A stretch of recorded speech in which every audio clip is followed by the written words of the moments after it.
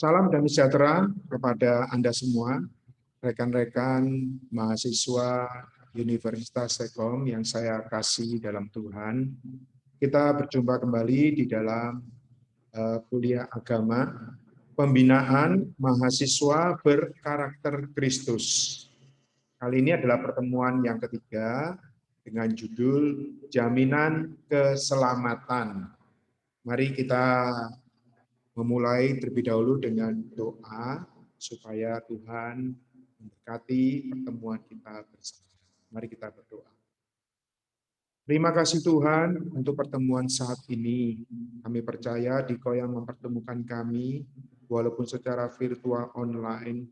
Kami percaya saat firman-Mu disiarkan, maka Roh Kudus mengurapi, memberkati setiap yang mendengarkan firman-Mu. Terima kasih Tuhan, biar Engkau memberkati pencerahan perkuliahan saat ini. Kami membiarkan Roh Kudus yang bekerja, kami semua terbuka kepadamu. Terima kasih ya Tuhan, kami serahkan, kami landaskan doa dan permohonan kami hanya di dalam nama Tuhan Yesus Kristus. Amin. Baik, saya sudah mempersiapkan PowerPoint ya.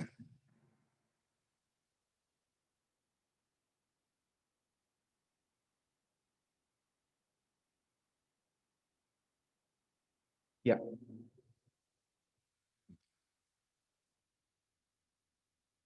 Oke. Jadi kali ini adalah pertemuan yang ketiga mengenai jaminan keselamatan. Ya, kita sudah pertemuan yang pertama mengenai makna hidup manusia, yang kedua mengenai baptisan dan hidup yang kekal. Ya, sekarang kita maju lagi mengenai jaminan keselamatan. Di dalam pertemuan yang kedua, penekanan kita adalah siapa yang percaya dan dibaptis akan diselamatkan.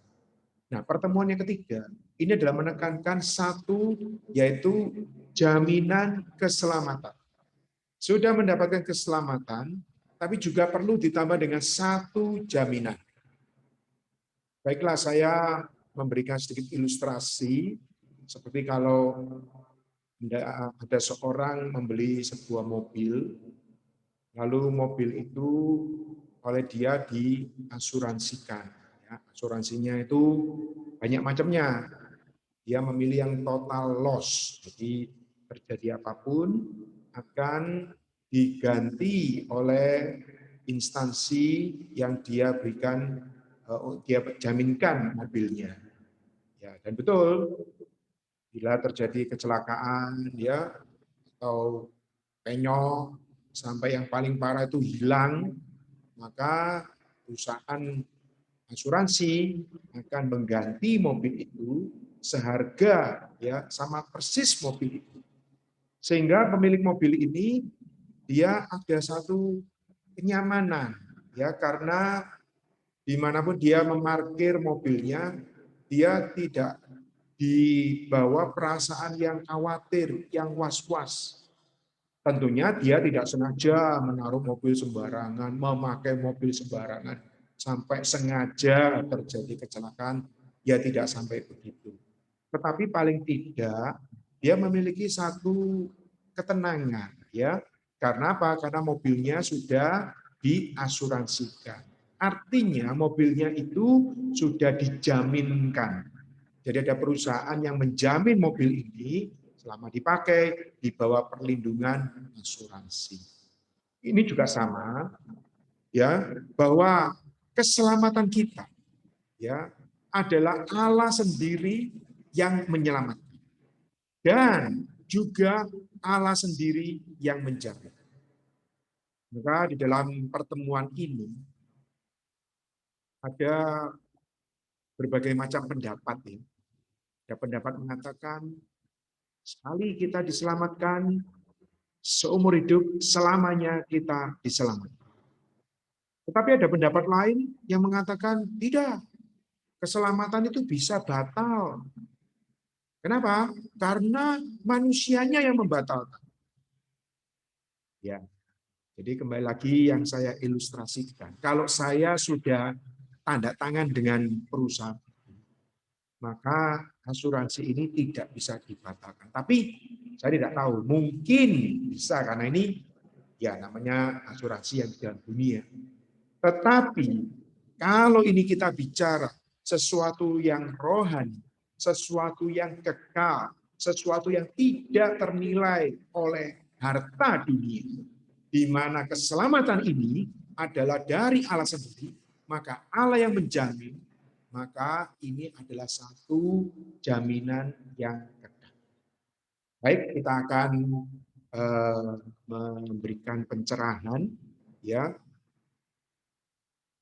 Kita membahas mengenai jaminan keselamatan.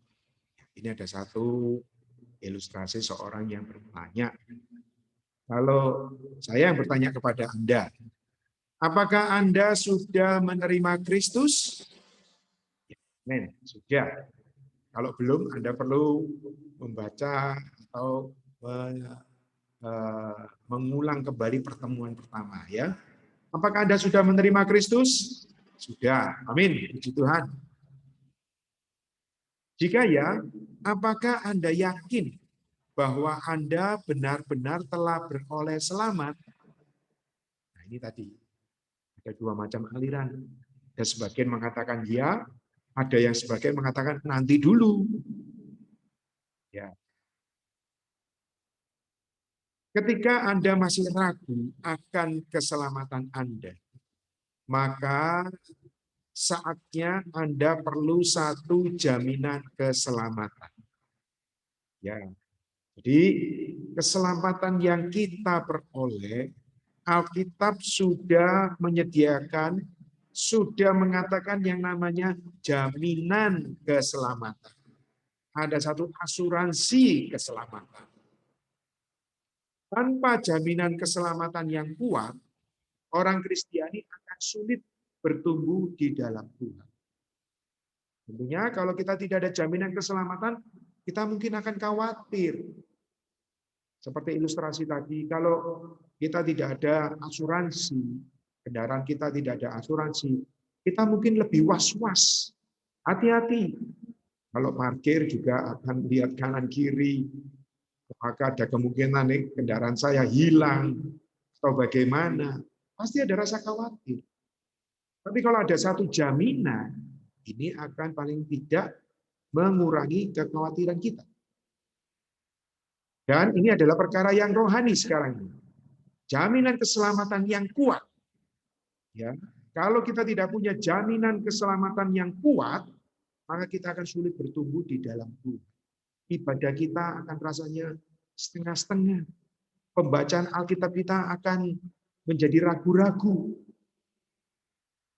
Maka penting sekali Anda mengenal jaminan keselamatan.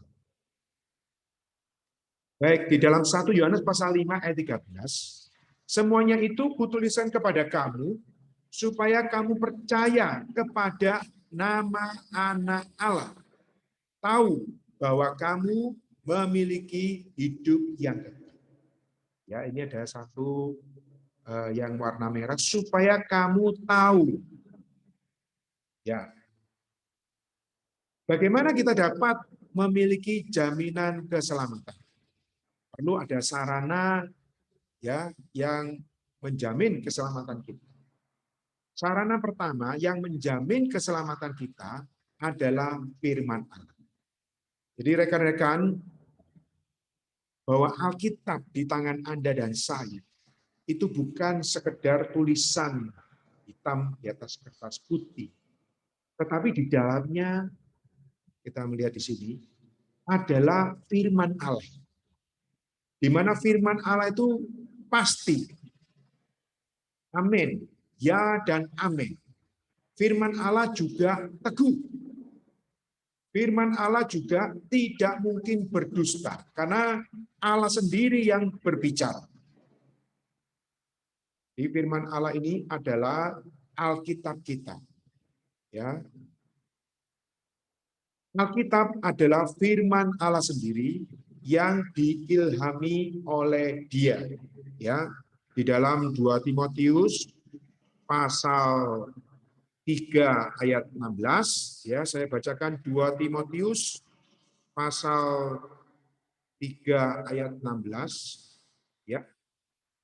Segala tulisan yang diilhamkan Allah memang bermanfaat untuk mengajar, untuk menyatakan kesalahan, untuk memperbaiki kelakuan, dan untuk mendidik orang dalam kebenaran. Jadi di dalam Alkitab ini sudah ada satu jaminan, di mana ada satu pengubahan yang dilakukan oleh firman Tuhan.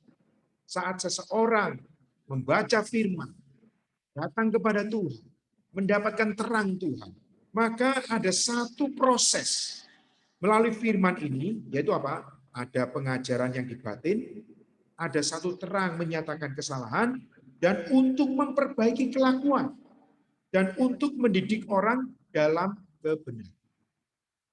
Inilah satu jaminan keselamatan yang kita miliki melalui sarana pertama ini apa? Adalah firman Allah. Selanjutnya di dalam Roma pasal 10 ayat 9 sampai 13 dikatakan, jika kamu mengaku dengan mulutmu bahwa Yesus adalah Tuhan dan percaya dalam hatimu. Jadi yang percaya kepada Dia tidak akan dipermalukan. Lalu ada kalimat selanjutnya, berseru kepada nama Tuhan akan diselamatkan. Jadi ada kata di sini mengaku, percaya, dan berseru. Apabila Anda dan saya melalui mendengarkan firman Tuhan, lalu ada respon, mulut kita mengaku, hati kita percaya, lalu kita berseru, oh Tuhan Yesus. Kita berseru, ya Tuhan Yesus. Begitu berseru kepada nama Tuhan, akan diselamatkan. Di sini tidak pakai syarat yang lain. Berseru kepada nama Tuhan, lalu melakukan apa-apa-apa, akan diselamatkan. Tidak. Perkataan Alkitab sudah dikatakan adalah perkataan Allah. Pasti, teguh, tidak mungkin berdusta. Maka kita mengatakan ya dan amin. Apabila mulut kita sudah mengaku melalui hati yang percaya dan kita buktikan dengan berseru kepada nama Tuhan, maka kita akan diselamatkan. Jadi Anda benar-benar beroleh selamat, ya. Sarana yang kedua yang menjamin keselamatan kita adalah Roh Kudus. Jadi kita memiliki firman yang di luar kita, tapi ditambah lagi Roh Kudus yang di dalam kita. Jadi Alkitab ini adalah buku yang berkuasa. Tapi saya tidak mengajarkan buku yang berkuasa, artinya Alkitab ini seperti mantra, atau seperti jampi-jampi, atau seperti barang yang tahyul. Tidak, rekan-rekan. Ya, dikatakan Alkitab buku yang berkuasa, karena saat kita membacanya, kita menggunakan juga roh yang di dalam kita, bersentuhan, menjadi satu, menjamah Roh Kudus Allah. Roh Allah sendiri. Ini seperti yang dikatakan di dalam Matius pasal 4 ayat 4. Tetapi Yesus menjawab, ada tertulis, manusia hidup bukan dari roti saja, tetapi dari setiap firman yang keluar dari mulut Allah. Jadi firman yang dikatakan di sini memakai bahasa Yunani firman rema. Rema itu artinya firman yang dikatakan itu menjadi firman yang hidup. Jadi rema yang keluar dari mulut Allah. Berarti perkataan Allah itu perkataan yang hidup, yang membara, yang present tense. Bukan perkataan yang lalu, tapi perkataan yang sekarang. Saat kita membaca ayat ini, perkataan ini juga berlaku kepada Anda dan saya sekarang juga. Karena ini adalah rema, firman yang keluar dari mulut. Jadi kita memiliki firman yang di luar dan Roh Kudus yang di dalam. Lalu saat Roh Kudus dengan firman ini menjadi satu, apa yang terjadi? Saya memberikan ilustrasi, misalnya Anda tahu korek api, ya kalau sekarang kan model gas, ya, atau itu ya. Dulu, kalau sekarang masih ada ya, korek api itu ada batang koreknya, ada fosfornya ya. Di kotaknya itu samping-sampingnya ada yang namanya fosfor. Nah, saya tanya kepada Anda, ada batang korek api, ada fosfornya, apinya mana? Ya, betul. Apinya tatkala batang korek api ini ada gesek ke fosfornya. Begitu digesek, terjadilah api. Sama dengan Roh Kudus dan firman. Roh Kudus di dalam kita dan firman di luar kita. Saat ini kita pertemukan. Kita pertemukan Roh Kudus dengan firman Tuhan. Maka akan menjadi satu bara api ilahi yang membakar. Yang membakar habis semua berhala, semua hal-hal yang negatif. Saat kita membaca firman, kita bersentuhan dengan diri Allah sendiri. Maka ada satu impact ilahi yang dahsyat di dalam hidup Anda. Maka dikatakan Roma pasal 8 ayat 16, roh itu bersaksi bersama-sama dengan roh kita bahwa kita adalah anak-anak Allah. Mari kita katakan bersama-sama. Roh itu, ini adalah Roh Kudus. Roh itu bersaksi bersama-sama dengan roh kita bahwa kita adalah anak-anak Allah. Jadi roh itu bersaksi bersama-sama dengan roh kita. Ini adalah double R. R besar dengan R kecil. Kalau mobil double R itu yang mahal ya, Anda tahu ya. Jadi roh itu bersaksi bersama-sama dengan roh kita. Puji Tuhan, hari ini setelah Anda percaya Tuhan, ya, Anda menerima Tuhan menjadi juru selamat, maka Anda tidak sendirian. Kita tidak sendirian. Di dalam roh kita, R kecil, kita memiliki R besar, Roh Kudus. Dan Roh Kudus inilah adalah satu bukti. Sarana yang kedua adalah kita mendapatkan jaminan keselamatan. Baik, sarana penjamin yang ketiga terhadap jaminan keselamatan adalah kasih kita terhadap saudara-saudari dalam Kristus. Di dalam 1 Yohanes pasal 3 ayat 14, kita tahu bahwa kita sudah berpindah dari dalam maut ke dalam hidup. Yaitu karena kita mengasihi saudara seiman kita. Barang siapa tidak mengasihi, ia tetap di dalam maut. Jadi ini ada satu firman yang mengatakan kita sudah berpindah dari dalam maut ke dalam hidup. Kalau kita berpindah dari dalam maut ke dalam hidup karena kita percaya, amin, betul. Ditambah lagi, ya yang saya katakan itu dalam Yohanes, ya di dalam Injil Yohanes pasal 5. Ya, Injil Yohanes, saya bacakan ya. Injil Yohanes pasal 5, ya, ayat yang ke-24. Aku berkata kepadamu, sesungguhnya barang siapa mendengar perkataanku dan percaya kepada Dia yang mengutus aku, ia mempunyai hidup yang kekal dan tidak turut dihukum, sebab ia sudah pindah dari dalam maut ke dalam hidup. Penulis yang sama, Rasul Yohanes, dia menulis di 1 Yohanes pasal 3:14 bahwa kita sudah berpindah dari dalam maut ke dalam hidup, bukan hanya saat kita percaya kepada Tuhan, tetapi juga karena kita mengasihi saudara seiman kita. Artinya apa, rekan-rekan? Artinya waktu kita percaya, Tuhan di dalam kita, dan Tuhan di dalam Anda, Tuhan di dalam teman-teman kita yang percaya, maka antar kita ini ada satu spontanitas, yaitu apa? Saling mengasihi. Mungkin kita tidak kenal, tetapi kita bisa saling mengasihi. Kita tidak karena ditekan, disuruh, diperintah, tidak. Sudah otomatis, karena memiliki iman hayat yang sama, yaitu dari Tuhan Yesus, dari Allah, dan dari Roh Kudus. Ini adalah satu bukti yang ketiga, sebagai penjamin keselamatan. Jadi salah satu tanda paling jelas dari orang yang beroleh selamat adalah merasakan adanya keinginan untuk bersekutu dan menikmati Kristus dengan yang lain.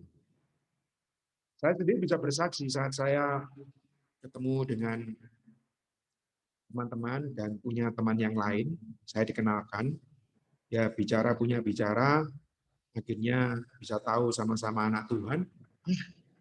Kita, saya sendiri dalam saya ada sukacita. Langsung saya bisa cerita, ya kita ini betul-betul perlu bersiap-siap ini untuk menyambut kedatangan Tuhan. Saya juga bisa berbicara mengenai firman Tuhan, mencuplik ayat apa. Kenapa? Di dalam saya ada satu spontanitas. Yaitu saya memiliki Tuhan, dan rekan itu memiliki Tuhan, maka kita bisa nyambung. Ya. Dan orang yang beroleh selamat tentu memiliki perasaan kasih terhadap orang lain yang juga beroleh selamat.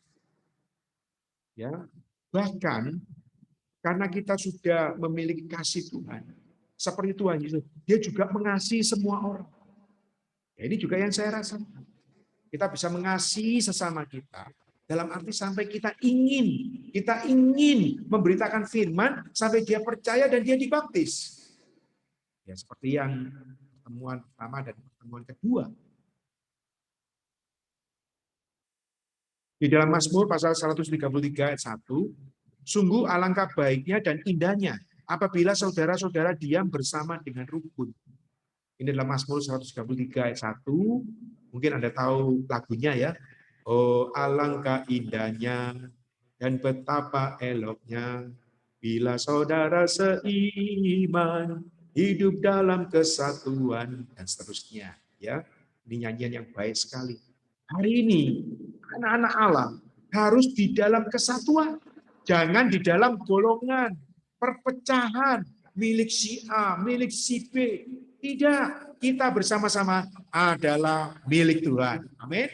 Kalau kita adalah milik Tuhan, maka otomatis di dalam kita ada perasaan untuk bisa saling bersekutu, saling berkomunikasi di dalam Tuhan, di dalam firman-Nya. Sekarang kita lanjutkan mengenai kepastian keselamatan. Ada seorang bertanya, bagaimana aku tahu bahwa aku akan beroleh selamat besok? Apakah keselamatan yang aku miliki hari ini bisa hilang kapan saja? Seperti yang awal saya katakan. Mungkinkah aku kehilangan keselamatanku? Mari kita katakan bersama-sama, tidak, tidak, tidak mungkin. Tidak mungkin hilang, tidak mungkin batal, tidak bisa ditiadakan oleh siapapun juga. Mengapa? Kita pertama lihat firman Tuhan Pengkhotbah pasal 3 ayat 14. Aku tahu bahwa segala sesuatu yang dilakukan Allah akan tetap ada untuk selamanya. Jadi yang dilakukan Allah akan tetap ada untuk selamanya. Satu fakta ajaib tentang keselamatan kita dalam Kristus adalah keselamatan ini tidak dapat diputarbalikkan, tidak dapat ditiadakan. Begitu kita beroleh selamat, kita beroleh selamat selamanya. Karena keselamatan kita berdasar pada hakiki dan persona Allah sendiri. Kita beroleh selamat bukan karena usaha kita.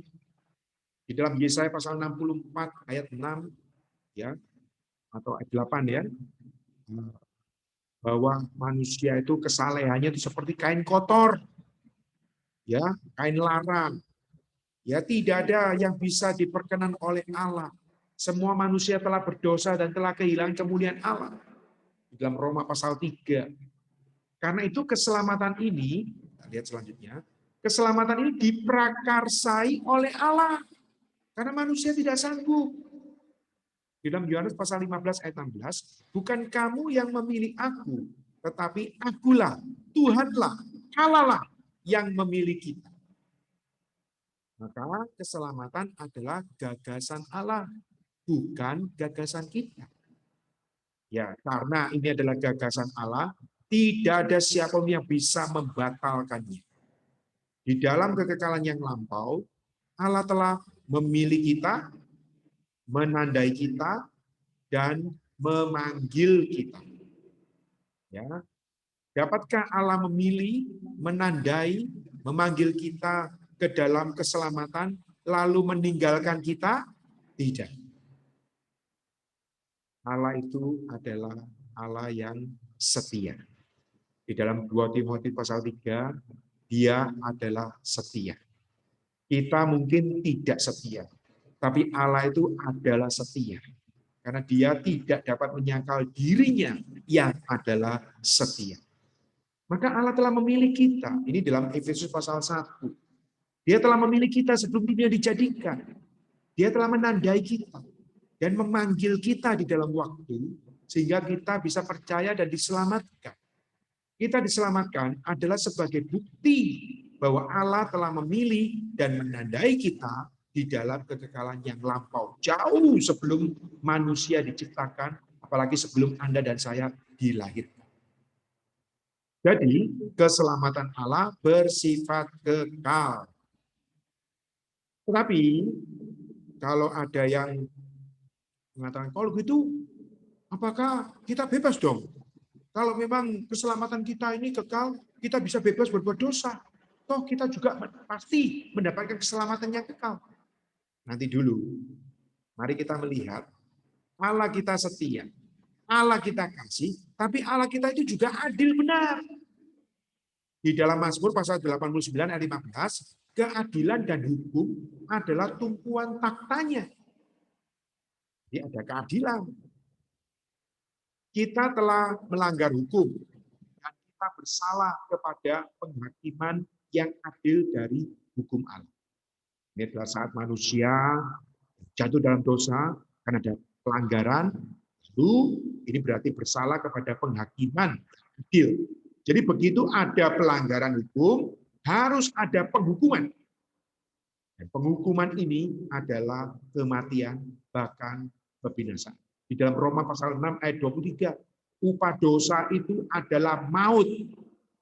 Ini bahaya sekali. Jadi Allah itu adil. Setiap kali ada pelanggaran, pasti ada penghukuman. Maka terhadap keselamatan manusia, sekali lagi, tidak bisa menjadi inisiatif manusia. Allah memberikan Yesus Kristus sebagai pengganti kita. Puji Tuhan. Jadi, Yesus Kristus telah mati bagi kita. Dia telah mencucurkan darah bagi kita untuk pengampunan dosa-dosa kita. Maka kasih Allah dan anugerah Allah bersifat kekal. Dan darah Yesus ini sampai hari ini bisa kita terapkan untuk apa? Menghapus semua dosa dan kesalahan kita. Jadi walaupun Anda dan saya adalah anak Allah, masih bisa berbuat dosa. Tetapi ingat, ya, kita baca di sini, yang menyelamatkan kita bukanlah kasih dari pihak kita, tetapi kasih dari Dia. Jadi Ia mengasihi kita dengan kasih yang kekal. Ini dalam Yeremia pasal 31 ayat 3. Bila Kristus mengasihi kita, Ia mengasihi kita sampai pada kesudahannya. Ini dalam Yohanes pasal 13 ayat 1. Dan tidak ada yang dapat memisahkan kita dari kasih Allah yang ada di dalam Kristus Yesus. Tidak ada. Kenapa? Karena kita telah menjadi anak-anak Allah, dan untuk menjadi anak-anak Allah berarti kita lahir dari hayat kekal. Dan hayat kekal ini yang kita terima adalah hayat yang tidak dapat binasa, tidak dapat mati. Ya, maka kita katakan di sini, meskipun kita mungkin memiliki banyak kelemahan dan dosa. Jadi saya katakan sekali lagi, walaupun kita adalah anak-anak Allah, memiliki hayat kekal, masih bisa berbuat dosa. Tetapi kita tidak dapat mengubah fakta bahwa kita adalah anak-anaknya. Saya memberikan sedikit ilustrasi. Saya sudah berkeluarga, memiliki anak, istri dan anak. Dan yang namanya anak saya, jadi ya ada sifat-sifat saya yang nurun ke anak saya. Suatu hari anak saya nakal, membuat saya marah, sehingga saya harus memarahi anak saya. Ya akibatnya anak saya juga ngambek. Dia tidak mau sejangka waktu, ya beberapa saat tidak mau berkomunikasi, tahu takut sendiri, nangis sendiri. Ini saya tanya kepada Anda, apakah saya menegur, menghajar anak saya, itu bisa menghilangkan anak saya adalah anak saya? Saya adalah papanya. Apakah karena saya mengajar ini, maka status anak dan bapak ini hilang? Tidak. Yang hilang adalah sejangka waktu, kita katakan itu komunikasi. Atau dalam hal ini persekutuan. Persekutuan bisa sejangka waktu hilang. Karena saat kita melakukan dosa, mungkin di dalam ini ada satu bulan, sehingga kita takut berdoa. Tapi justru kasih Allah tetap merahmati kita. Sehingga ada di dalam roh kita, masih ada satu perkataan. Ayo, datang pada Tuhan. Mari mendapatkan kasih darah. Mohon Tuhan mengampuni. Ayo, mengaku dosa. Tuhan ampuni, saya telah berbuat apa. Ya, sampai akhirnya tadi contohnya anak saya juga minta maaf, Papa, Mama. Ya. Di Tuhan, saya juga memaafkan. Itu ada pengakuan, ada pengampunan, ada memberikan maaf. Wow, maka persekutuan kita orang tua dengan anak menjadi mesra kembali. Jadi, meskipun kita mungkin memiliki banyak kelemahan dan dosa, kita tidak dapat mengubah fakta bahwa kita adalah anak-anak Allah. Jangan tertipu oleh si jahat. Yang begitu kita berdosa, langsung dia mendakwa kita. Di dalam kitab Wahyu pasal 12 katakan iblis itu pendakwa, yang mendakwa kita siang dan malam. Dia mendakwa saat kita berbuat dosa, ya kamu sudah tidak lagi menjadi anak Allah. Kamu menjadi anakku, dalam hal ini anak iblis. Tidak, rekan-rekan. Jangan tertipu oleh perkataan si jahat. Jangan tertipu yang mengatakan keselamatan Anda bisa batal. Betul, Anda saat berdosa, Anda kehilangan damai sejahtera. Tetapi sekali lagi tidak dapat mengubah fakta bahwa kita adalah anak-anak. Maka segera kita datang untuk apa? Mengaku dosa kita. Dan menurut 1 Yohanes pasal 1 ayat 9, saat kita mengaku dosa, maka darahnya akan membasuh bersih kita dan menyucikan kita dari segala kejahatan, sehingga membawa kita bisa beribadah kembali kepada Allah dengan hati nurani yang murni. Jadi Allah itu kuat dan tidak pernah berubah. Alasan lain yang memastikan keselamatan kita adalah kekuatan Allah. Allah tidak rela membiarkan apa saja atau siapa saja merebut kita dari Dia. Ini dalam Yohanes pasal 10 ayat 28 sampai 29. Kita manusia banyak mengalami perubahan. Perubahan pikiran, perubahan emosi, perubahan tekad. Pagi bisa mengatakan A, siang bisa mengatakan B, sore bisa mengatakan C. Ya, itulah manusia kita, gampang berubah. Tetapi Allah kita tidak pernah berubah. Di dalam Ibrani pasal 13, Yesus itu tetap sama, kemarin, hari ini, maupun esok. Apa artinya sama? Artinya dia siap sedia, kapanpun, dalam kondisi apapun. Allah tersedia bagi kita. Ya, dia siap untuk menolong kita, untuk merahmati kita. Maka keselamatan kita tidak berdasar pada perasaan kita yang tidak menentu. Keselamatan kita berakar dan bertumbuh pada Allah yang tidak berubah dalam kasih setianya terhadap kita. Oh, kita bersyukur memiliki Allah Tuhan kita, Yesus Kristus, dan Roh Kudus yang demikian tersedia kepada kita. Dia begitu mengasihi kita, dia tidak pernah meninggalkan kita. Kristus telah berjanji dalam keadaan apapun, Ia tidak akan membuang kita. Ya, 2 ayat di dalam Ibrani pasal 13 ayat 5 dan 2 Timotius pasal 1 ayat 12. Ibrani pasal 13 ayat 5, karena Allah telah berfirman, aku sekali-kali tidak akan membiarkan engkau dan aku sekali-kali tidak akan meninggalkan engkau.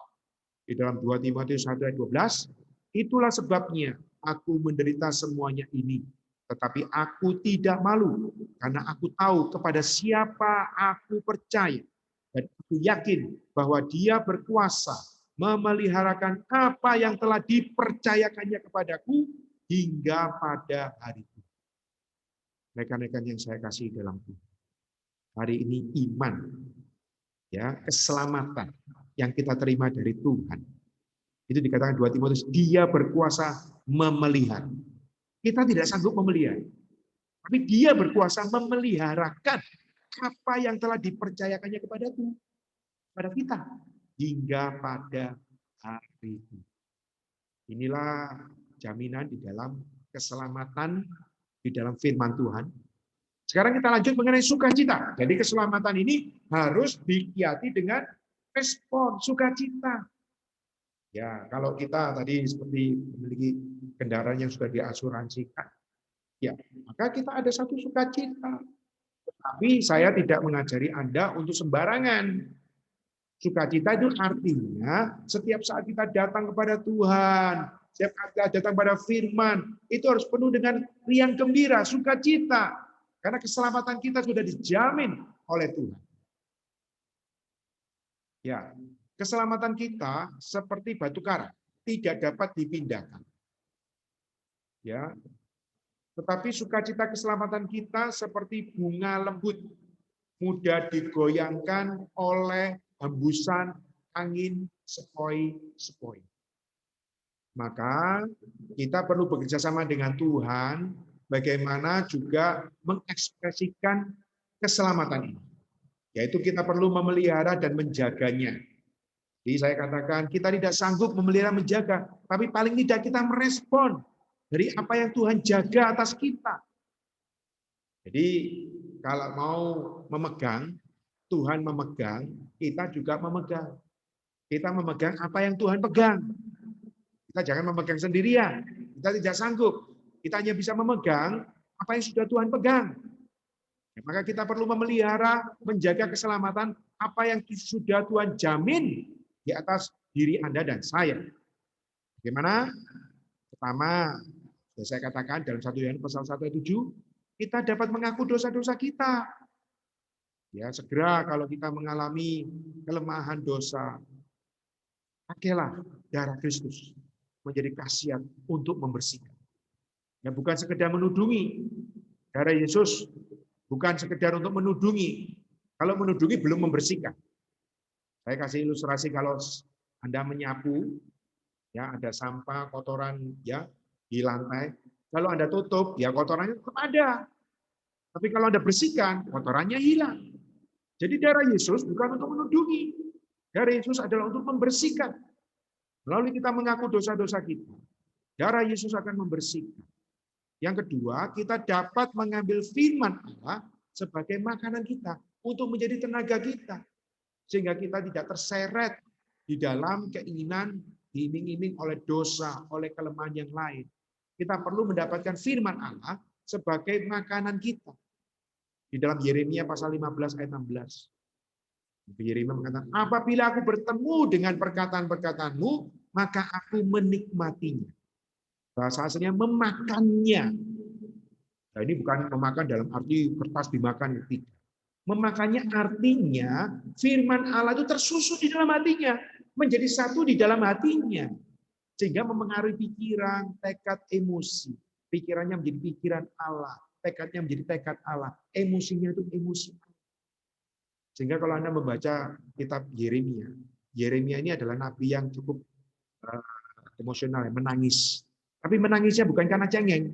Dia menangisi Israel yang berbuat dosa, itu adalah tangisan seperti Allah juga meratap. Allah juga meratapi bangsanya. Kenapa kok meninggalkan Allah dan menggali kolam sendiri? Itu Yeremia pasal 2. Maka Yeremia pasal 15, dia mengambil sikap. Apabila aku bertemu dengan firman Tuhan, maka aku memakannya. Yang ketiga, kita dapat berdoa. Berdoa adalah menunjukkan kita ini penuh dengan sukacita keselamatan. Jadi kalau Anda berdoa, ya saya sendiri kalau berdoa, biasanya kalau berdoa mungkin ada yang sangat khusyuk, itu tidak salah. Tapi juga tidak salah kalau kita berdoa dengan penuh sukacita. Ya Tuhan Yesus, ya Allahku, aku bersukacita, aku adalah anak Allah, aku memiliki Engkau, aku memiliki firman-Mu, Kau hari ini ada di dalamku. Kenapa kita tidak berdoa dengan penuh sukacita? Ya. Terakhir kita dapat bersekutu. Tadi yang saya katakan ya, kita bisa bersekutu dengan siapapun. Asal Anda terbuka kepada Tuhan, terbuka kepada firman Tuhan, kita bisa saling bersekutu. Karena firman Tuhan adalah dasar kepercayaan kita, dasar iman kita. Alkitab adalah firman Allah. Jadi inilah yang menjadi pencerahan saya supaya menjadi kekuatan bagi Anda. Dan ini ditutup dengan satu lagu ya. Satu lagu, katakan di sini, dengan riang ku beritahu engkau teman, aku telah bebas sungguh. Berita tekanan sedih semua sirna sejak percaya Tuhan. Dia bukan syariat untuk kupegang, bukan perintah yang menuntutku. Dia putra Allah, penyelamat jiwaku. Alirkan kasih dan hayat. Bebaskan dari derita belenggu dosa, mati untuk pimpinku hidup. Yang baik yang kedua, ku terbang melayang di langit biru. Yesus bebas sejatiku. Hari ke hari nikmat tak putus. Ada dia ku cukup. Di manakah teman yang begini? Dia cinta kau, lama menunggu. Mungkin dia masih buka hatinya. Datanglah sandar padanya. Saat kau masuk mulia anak Allah, hatimu pasti memuja. Pengarang hidup ini bisa menemukan sukacita keselamatan. Dan dia bisa mengatakan, saat Tuhan datang kembali, dan dia menoleh mengenai kehidupannya dia yang dulu, dia langsung menyembah bahwa Allah telah memilih dia, menyelamatkan dia pada waktunya. Ini adalah menjadi satu sukacita bagi yang mengubah hidup ini. Saya akan menyanyikan lagu ini dan Anda bisa mendengarkan sambil mengikuti.